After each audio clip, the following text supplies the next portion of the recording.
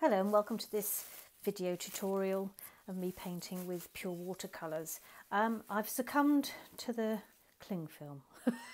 I so didn't want to use it. I didn't want to have to buy it anymore, trying to be eco and all that, but hey, I just will not get the effects I desire without it. So there we are. You'll need a big sheet of cling film. I'll set that aside. I'm going to be painting with, this is sepia. This is Brilliant Red Violet and this is Quinacridone Gold.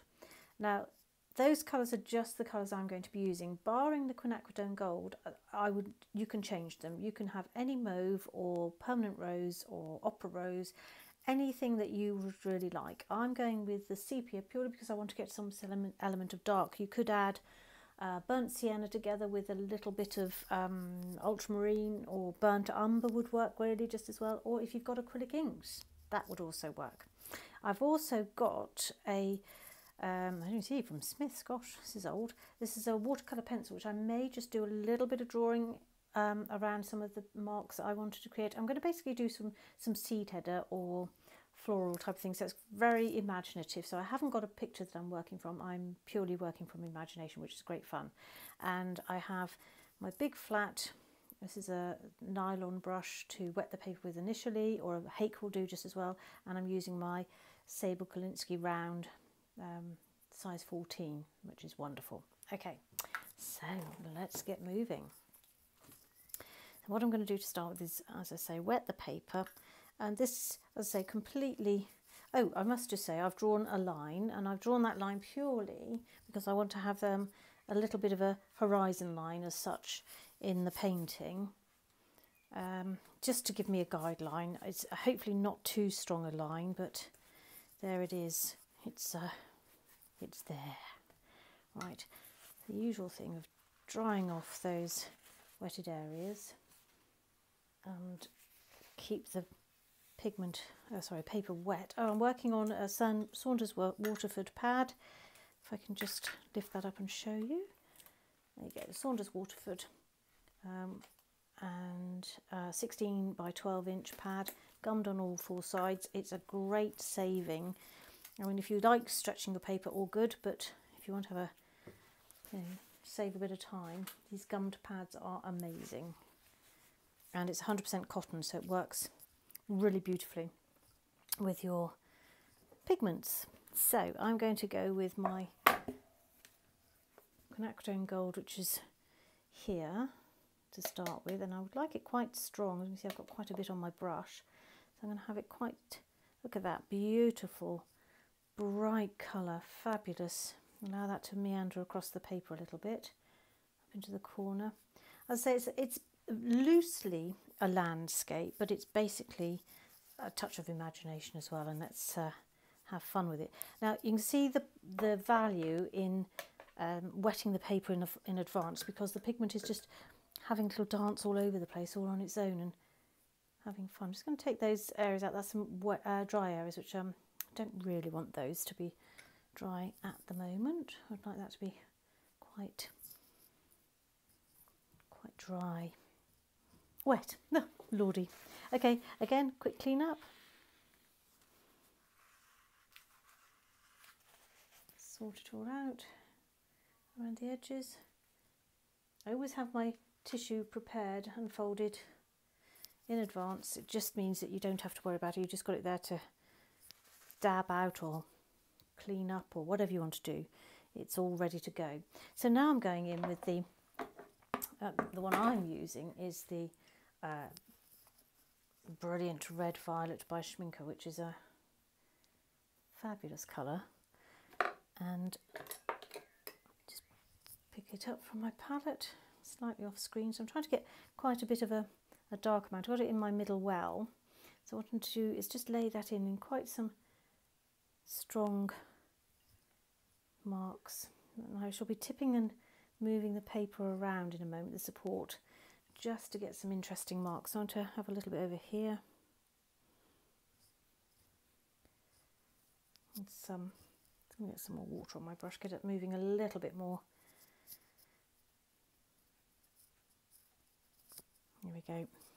And possibly some over here, but we'll see. I don't want to overdo it just yet, or doesn't it look kind of garish in the in the shot? Never mind. And now I'm going with the sepia. The sepia I want to blend with this, picking up the wrong brush, aren't I? Picking up my mixing brush, which is not what I want. I want my lovely big round because it holds so much pigment. Right, so here we are. So I'm adding some of this sepia in a couple of places so that we're getting a real blend of colours. Maybe down here as well. And I could be introducing a little bit more water to this because it's my space, my studio is very warm actually, and I want it to be a little bit more fluid. So I need to. So I'm glancing around looking for my water bottle and my spray bottle, and I can't see it. That's no good. I've got a tiny little one, but that won't really do the job. Anyway, we'll have to see how this works. Yeah, it's adding a bit more moisture to it. That's okay.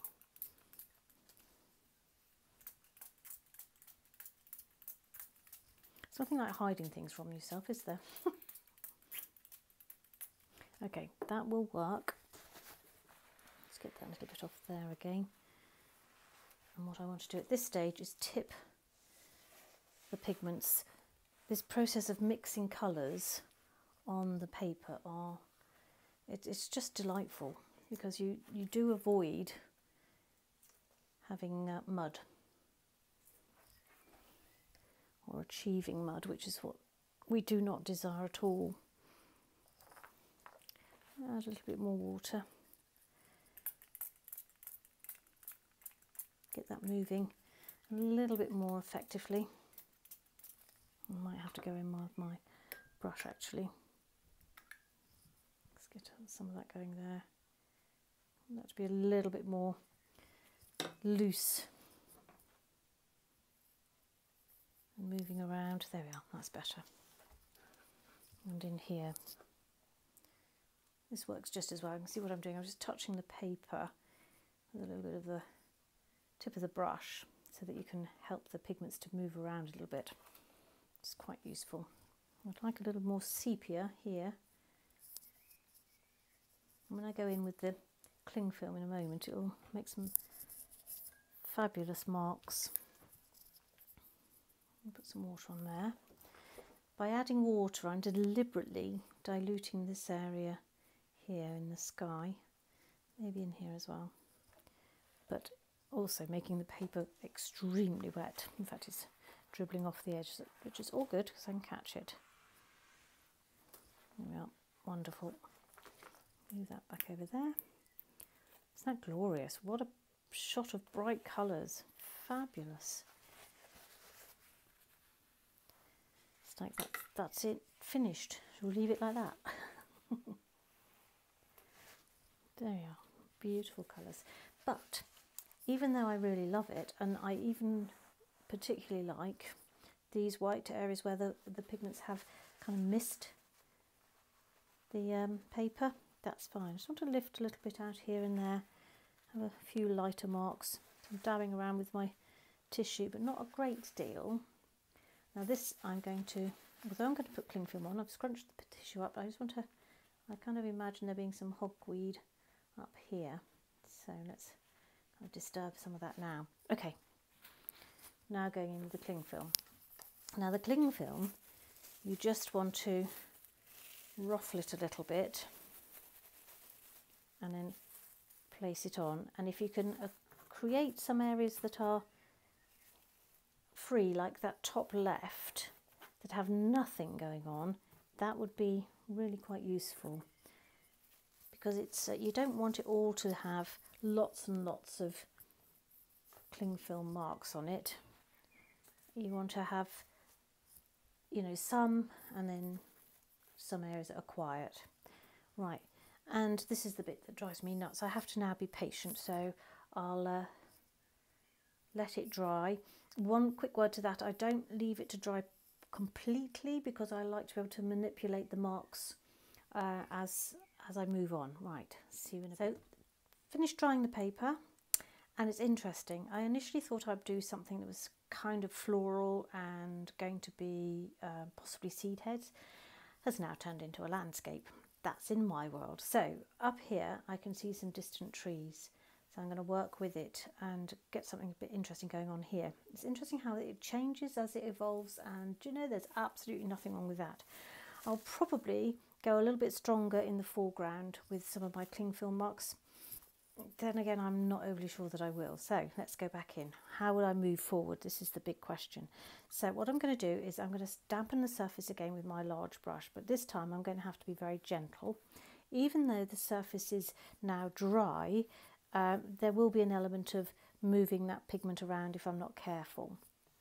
I believe that the quinacridone gold will stay fixed on the paper, but you can see probably there that there's, because I'm moving the brush over the surface, that I am picking up some of the violet that I'm working with and moving it around. But that's kind of okay, as I say. We'll go with it. In fact, you can see it's all starting to pick up around the surface, on the sellotape on the edge, should I say. It's all right. Just a quick little clean up and move on.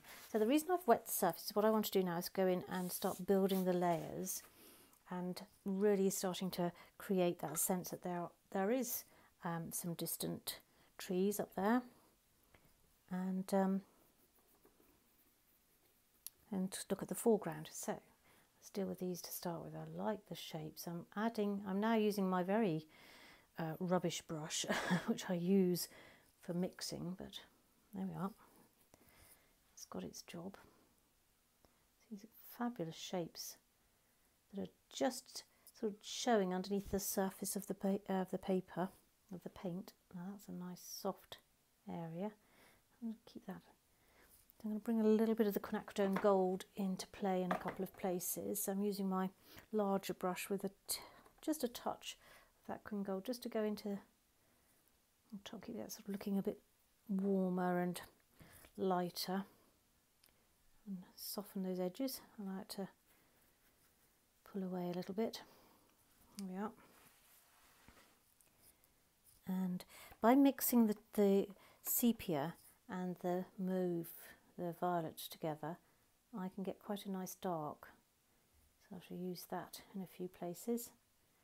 Add a sense of 3D. And then coming over here. Now over this side I want them to be a lot smaller. So I'm starting off with a mark underneath, and then just go just into a little bit of these trees over here. And then I'll soften the edges at the top. I love this style of painting where you're just letting the paint tell you what it needs and where it needs to go. It's so much better than being, in my opinion, than being totally prescriptive and, you know, sticking to a scene either in front of you or a photograph. Photographs are great to use in the studio, but they do hold you back in the sense that you just want to paint exactly what you see. Your head kind of plays with you a little bit. I want off the edge, just going off the edge there. Okay, I love that mark there, this little bit. And as much as I'm telling you I love it, I'm about to just go underneath and soften that. Blend that away. So undoubtedly I'll need to go back into those areas to build the layers up, but that's, at the moment, that's rather lovely. I think there's a lovely sense that that's distant and you're getting the light against the dark working. So I kind of envisage now that there's a path, so let's go with it. So I've got my pencil and I'm going to kind of draw myself out something that's just going to suggest that around to there. Literally building it up as you go, which is amazingly good fun. Okay, so I'm mixing the sepia and the violet again together. I'm going to just pop a little bit of pigment here so that we're suggesting that there's some trees or hedges or what have you. I might just have a little bit more there actually. So you do assess as you go. I'm loving these colours, they're so cheerful and bright. I had intended doing flowers. Okay, another time. I've even written out an advisory list and direction, suggested way of painting the floral. I will have to adjust. There we go. So just drop these pigments in here and there. quite like the idea of it coming across, but that's too damp at the moment, so that'll probably lead across a bit later, so we'll look at that in a moment in the next stage. But I'll bring that in down here. So as much as it's, you know, I don't know what I was going to say then. I've lost my thread, so never mind, say nothing. All right, okay, just get this coming down here, adding those depths of pigment as I go, allowing it to move around, which is just glorious. Get a little bit more purpley pink now, and then I'm going to start getting a bit more bold with my marks, because excuse me, it's easy to get too fiddly. I'm going to hang on to that light there. Yeah, so I did say I was going to get a little bit more abstract as such down at the foreground, so here we go. Let's have fun and enjoy it. I'll pick up a little bit of the quinacridone magenta here. Let those two blend. I think I mentioned I might put some more cling film at the bottom just to see how it works. I think that's going to work really well actually. Soften that line there.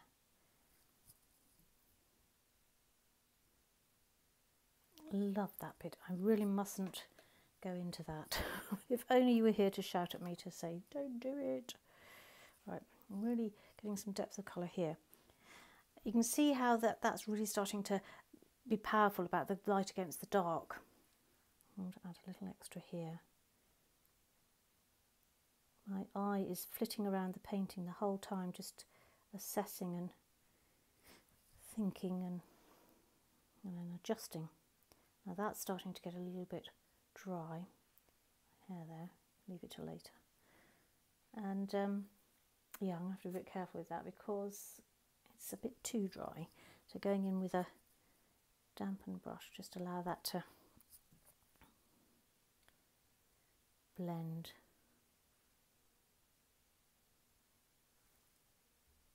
There, wonderful. A bit more of the pink, I think, going up there. Lovely. Dynamic, isn't it? And if you put water in, I won't do it just now, but if you put water in some of these areas, then that will soften those marks again even more. Right, oh, can't leave that like that. That would have too much fun just settling into the fibres of the paper, so get moving with that. Keep it all damp and viable. Right, you can see how that's absolutely exploded and blended across the paper, so that's fine. I'll go back in with a bit more stronger pigment. I'm just using the tip of my brush to, and very gently touching the paper so that it releases some of that pigment and throw it at my paper. And soften those edges. And this is when I think the cling film is going to come into play again.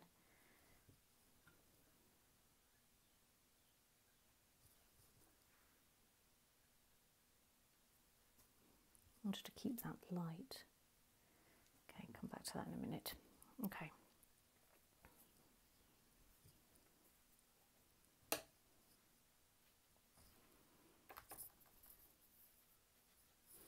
This is kind of nondescript in the foreground, but that's rather what I'd like.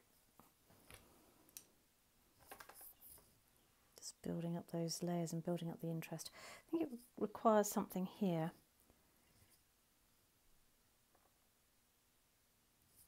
Yep. I was just thinking to myself, I could really do with my flat nylon. And here it is. Showed itself to me, which is brilliant. Okay, going to trail that off. I've just got a little bit of water on there. I'm going to trail that off up there. Hopefully that'll encourage the pigments to meander a little bit as well. Keep that really soft.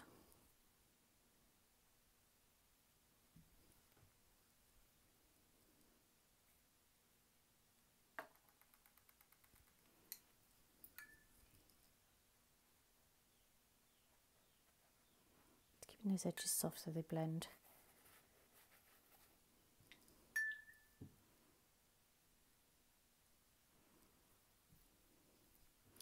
The sepia is rather interesting, how it almost muddies some of these colours. I want to keep that at this stage really rather pretty and pink, and this area I wanted to keep rather light, so I'm just dabbing those out. I'll move that a bit more if I can.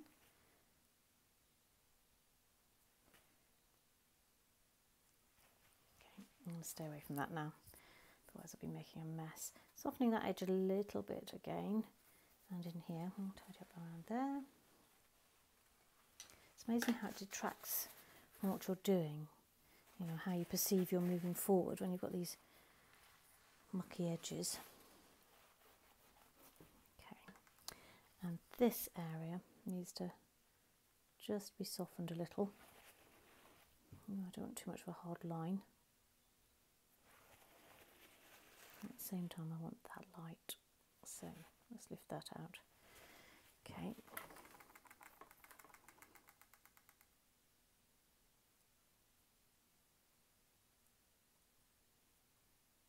Kind of scumbling the end of my brush just to get a few more darker marks in there.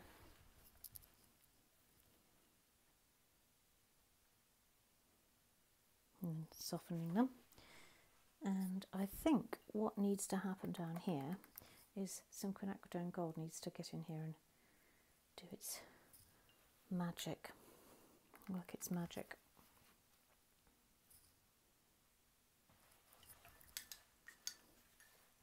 Now this is all looking a bit soft, but that's okay at this stage, so I can go back in presently. Right, using my same bit of cling film, and I'm going to pop some just into those two corners that I want to create a little bit more interest in there. And in fact, what I'm going to do, this is dangerous territory, I'm resting my pad on my water pot and getting some water from my very dirty water pot. And what I'm going to do is just lift that up just a little bit and drop some water into there, and that should gush out and make those colours move around a little bit. Yeah, you can see it starting to do it under there. Oops, don't want that there. Right, and tip the paper one way and then the other. It's literally gushing out. And I'll leave that to dry, and I'll be back again for the next stage. Right, on the final leg now, and the whole process just slows down a little bit. The paper's completely wet. I've lifted out a couple of areas in the two bottom corners to suggest a little bit more of the texture, and here we go. What I'm going to do is just add a little bit more strength of colour in these sort of suggested hedgerows that are leading the eye into the painting. So if I just pop a few marks in here, I'm going to lay those onto the paper and then let it sit for a short while, and then I will move it around. I don't want to make it too strong and too defined, so it's just building up that layer of giving it a slightly 3D effect. And the same with these distant trees up here. Just going to go around that area just a little bit. I don't want it to pop forward too much, so I'll leave that as it is. And then I'm going to go in with a clean damp brush to soften those areas. Now I'm going to do the trees first because I don't want those to be too strong. So just blend that away a little bit. That just helps to give it, whoopsie diddly. I didn't mean to do that. Well, soon gone. There we are. Just blend that away a little bit. Yeah, just as I say, adding to the sense of 3D, and then to these over here.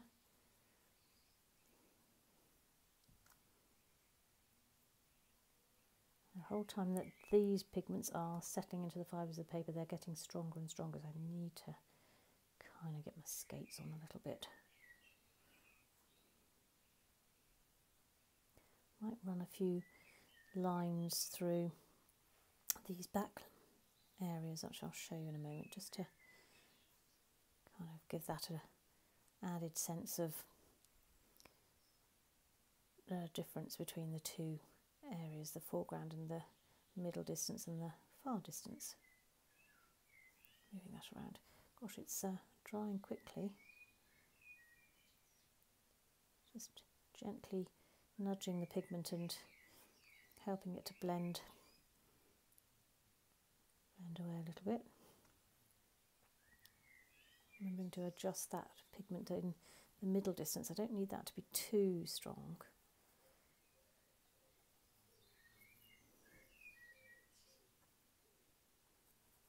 And this is where you can see how it's definitely all a lot slower now. I'm going to go over those completely because I don't like that being quite so defined. I'll pick that up with my tissue in just a second.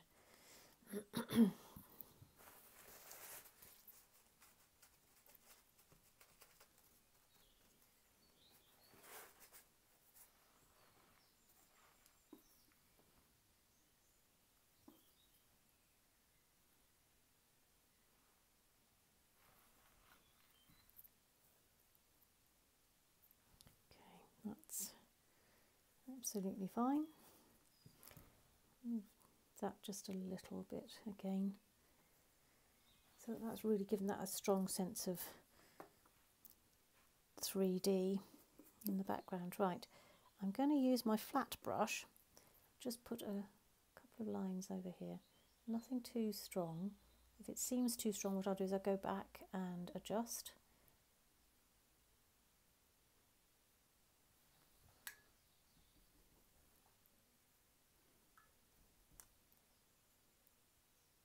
Softening the edges again now, moving the pigment away. So lovely.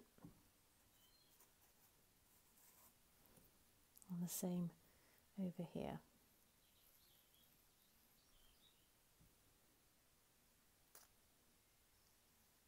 It just seemed a little bit vacant on this side, so just adding a bit of extra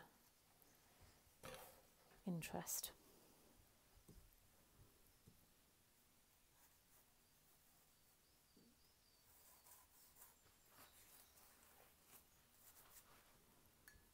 Okay, I'm actually going to disturb that edge. That's looking a bit definite, so we'll just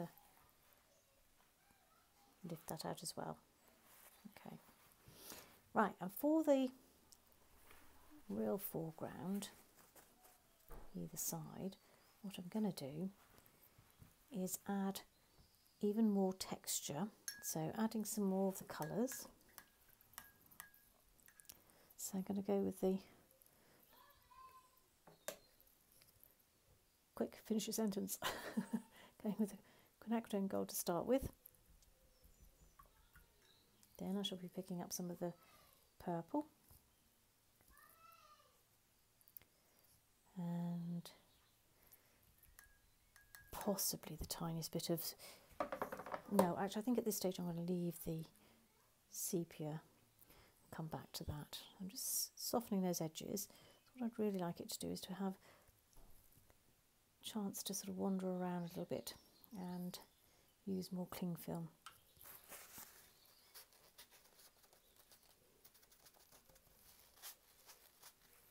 So here comes the dreaded cling film again, and splosh it on there.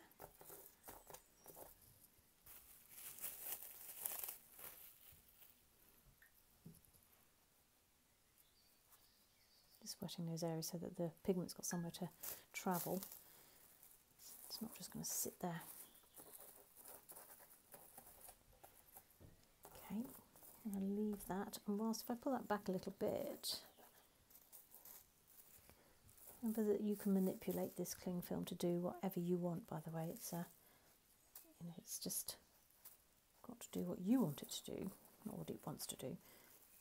Right, whilst that's all doing its thing for a few moments, I don't want it to have too long, I'm going to go with some sepia and just draw, literally draw, a few sort of detailed marks, but not much. Maybe just the odd few, sort of like a branch here and there. There's to Nothing too defined to draw the eye in too much, just the odd little thing. It's gonna, whoopsie, that's a bit too much. So just the odd thing.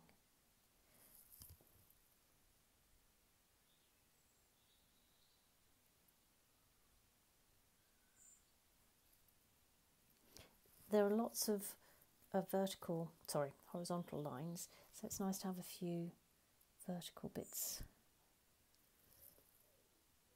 here and there. Nothing, as I say, too much. Don't get it bogged down with any sort of detail. In fact, I might put that off and see how that's going. Yeah, I might do that into here now.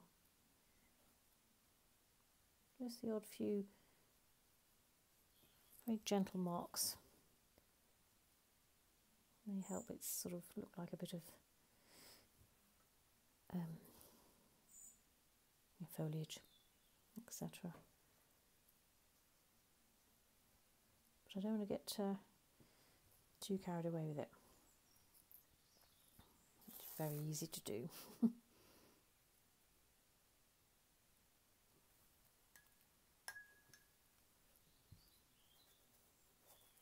Just adjusting again now. I feel like I'd like to take some of that pigment out.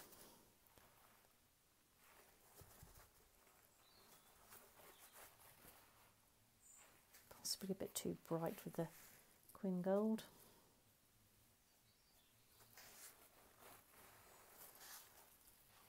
It's giving a nice sense of leading in to the painting.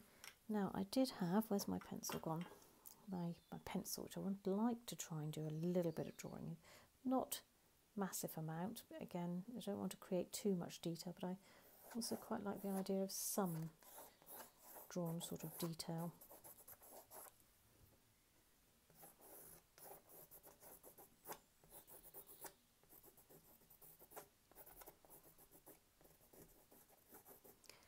It's like everything, if you're enjoying it too much, be warned, you're about to overdo it.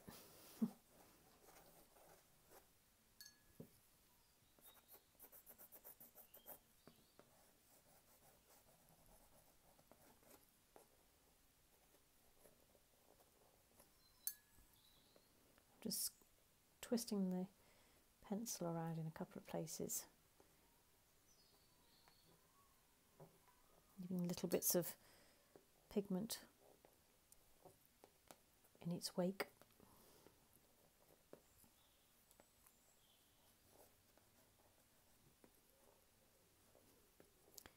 And I think we're really just about there, I think. Maybe just the odd one or two more marks. See, having fun. Enjoying myself. Maybe, uh-oh, getting carried away. There should be an alert.